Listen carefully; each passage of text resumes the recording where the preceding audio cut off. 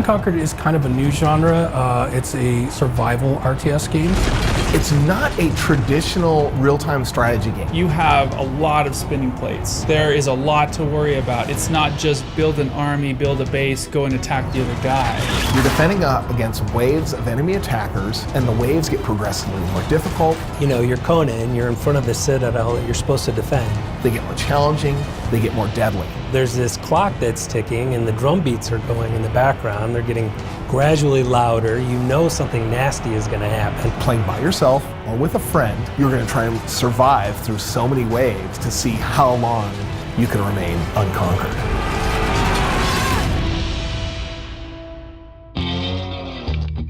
At Petroglyph, we've kind of continued along with our strategy game DNA and RTS kind of game DNA. I mean, pretty much anything fantasy and sci-fi is going to get people around here interested, but Conan's one of the top ones up there. And being able to make the first, strategy-based Conan game, that was huge to us. With Conan Unconquered, you're not really fighting against a base, you're fighting against the elements and overwhelming odds.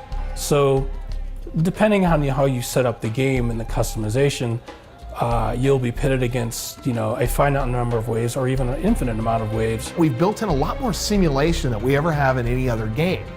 You're managing a lot more resources, so there's a lot of different choices to make on which resources you actually want to go out and gather and harvest to determine what type of things you want to build. The worlds are randomly generated as well, so it's not the same map that you play every time, it's a new experience every time. You really have to layer in a lot of the strategy and challenge elements. With Conan Unconquered, that's kind of what we're trying to do with the multiple enemy types that have different behaviors you have to deal with environmental effects such as disease and sandstorms and fire. All of those things are the challenges. The strategy comes in, what buildings you build, how you spend your resources, what units you're using to combat the challenges. The other nice thing about Conan Unconquered is that you can not only play solo play, you can play cooperatively as well with a friend or a stranger. You can matchmake and find a stranger to play with. The two players can play together and play against even worse waves than the solo version. They are much more powerful. They'll come from multiple directions at once very early. So it'll take both of you working together to survive. One of the most exciting things that players can experience is the multiplayer aspect of Conan Unconquered. We thought that was a great opportunity to give fans kind of a different way to play a survival RTS game. It's just fun to kind of share the challenge. It is so much fun to share that victory, with somebody. And it's also nice too because one person can manage one thing while somebody else manages something else. I think that the main impetus for making this game was our love for other experiments that are going on in the RTS genre right now.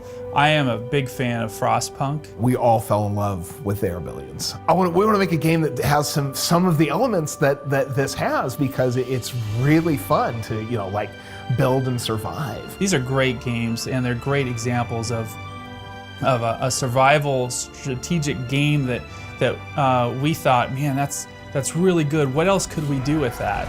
Taking their billions meets Stronghold and then putting it in that Black Colossus storyline from Robert Howard, that's well known from the old Conan comic books and books. Yeah, it's very savage and brutal, just like I think Conan would like. Oh yeah.